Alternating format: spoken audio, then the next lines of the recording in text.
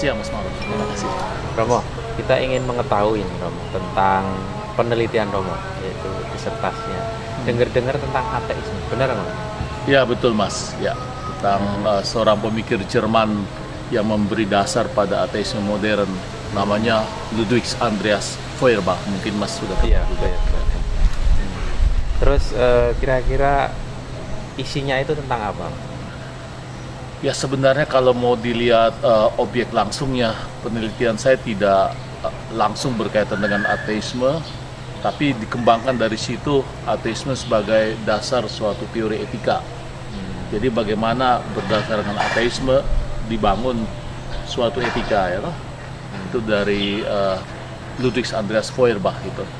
Mungkin Mas Ma'ruf juga sudah tahu bahwa bagi Feuerbach kan kepercayaan kepada Tuhan itu adalah hasil proyeksi manusia, dan Tuhan itu adalah hasil dari angan-angan manusia yang dilemparkan menjadi entitas tersendiri di luar manusia itu.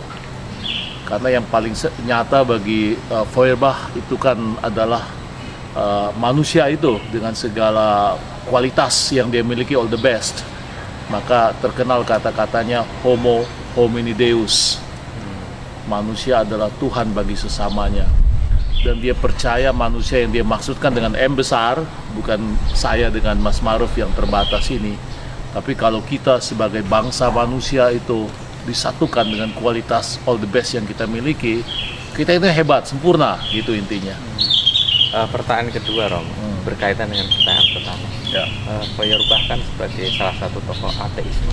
Betul. Sedangkan Romo kan memimpin sebuah sekolah tinggi filsafat, Ya. yang tentunya ingin agar mahasiswanya itu masih komit dengan agama gitu. Kira-kira ada kendala nggak Romo dalam memperkenalkan? Oh tidak, ini bukan suatu kontradiksi.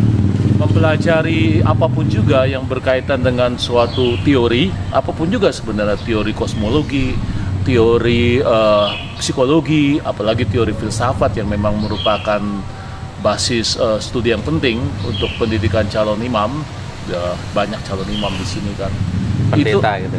Pastor ya. Calon pastor yang tingkat 1 khususnya. Tapi tidak hanya untuk calon pastor, ini kan juga terbuka.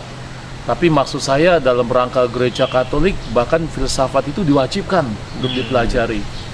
Jadi orang harus tahu, bukan saja diwajibkan dalam arti mengetahui konstruksi pemikiran dari pemikir manapun juga, tetapi melampaui itu juga tahu hal apa yang perlu dikritisi di situ.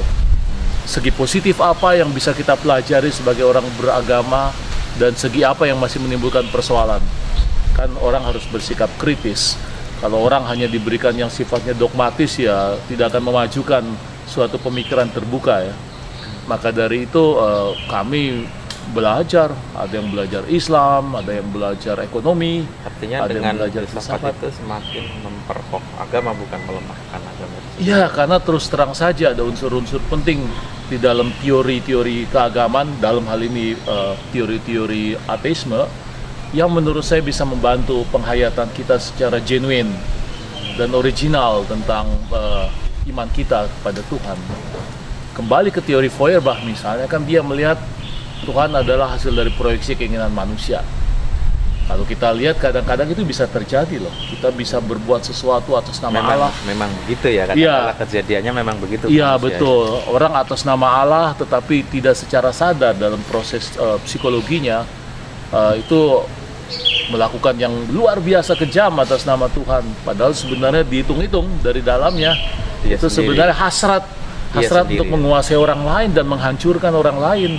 Hasrat destruktif manusia yang dilemparkan keluar menjadi milik dia, milik Tuhan maksud saya.